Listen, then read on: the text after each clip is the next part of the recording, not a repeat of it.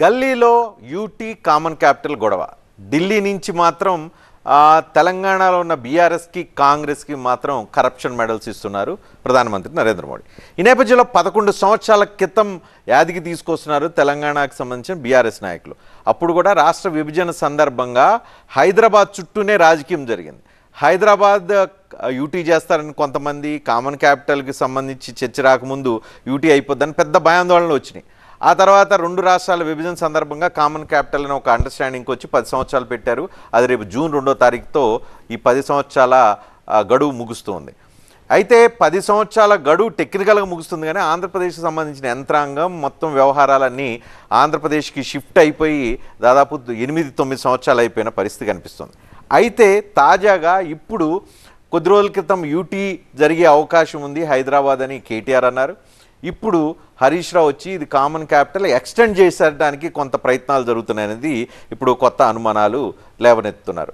ఉద్యమ కాలంలో ఎలాంటి అనుమానాలు వచ్చినాయో తెలంగాణ ఉద్యమ కాలంలో, ఇప్పుడు మళ్ళీ పార్లమెంట్ ఎన్నికల సమయంలో సేమ్ అనుమానాలు ఇప్పుడు తెలంగాణ మీద చుట్టుముడుతున్న పరిస్థితి కనిపిస్తుంది. దీనికి కన్విన్సింగ్ ఆర్గ్యుమెంట్ కూడా బీఆర్ఎస్ నుంచి వస్తుంది. ఏంటి కన్విన్సింగ్ ఆర్గ్యుమెంట్? ప్రధానంగా 2 జాతీయ పార్టీలు తెలంగాణలో యాక్టివ్గా ఉన్నాయి. కాంగ్రెస్, భారతీయ జనతా పార్టీ, కాంగ్రెస్ 2 కలిసే రాష్ట్ర విభజన, తెలంగాణ రాష్ట్ర విభజన 2014లో అప్పుడు పార్లమెంట్ సమావేశాలు 2014 పార్లమెంట్ సమావేశాలు అప్పుడు చేయటం జరిగింది. ఈ నేపథ్యంలో ఇప్పుడు ఆంధ్రప్రదేశ్లో తెలుగుదేశం పార్టీతో బీజేపీ జతగట్టింది ఎన్డీఏ కూటమిగా.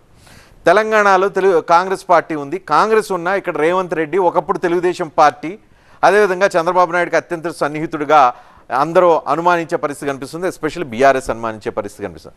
సో కామన్ క్యాపిటల్ ఎక్స్టెన్షన్ చేసే అవకాశం తెలుగుదేశం పార్టీ బీజేపీని అడుగుతుందని, బీజేపీ దానికి అంగీకరిస్తుందని, ప్రత్యేక హోదా ఎటు ఇవ్వలేకపోతున్నాం కాబట్టి కామన్ క్యాపిటల్తో అడ్జస్ట్ కమ్మని చెప్పి ఏదో రేపు బీజేపీ నుంచి ప్రధానమంత్రి ఎన్నికల క్యాంపెయిన్లో చెప్తారని, ఒకవేళ అక్కడ చెప్పినా నిర్ణయం తీసుకున్నా ఇక్కడ ముఖ్యమంత్రిగా ఉన్న రేవంత్ రెడ్డి కాంగ్రెస్ పార్టీలో ఉన్నప్పటికీ తెలుగుదేశంతో ఉన్న రిలేషన్షిప్, చంద్రబాబు నాయుడుతో ఉన్న రిలేషన్షిప్తో ఆయన అడ్డం పడ్డాని, ఇది ఒక థీరీ బీఆర్ఎస్ పార్టీ నుంచి పెద్ద ఎత్తున అనుమానాల రూపంలో ఇప్పుడు తెలంగాణ ఎన్నికల రణక్షేత్రంలో ప్రవేశపెట్టిన పరిస్థితి కనిపిస్తుంది.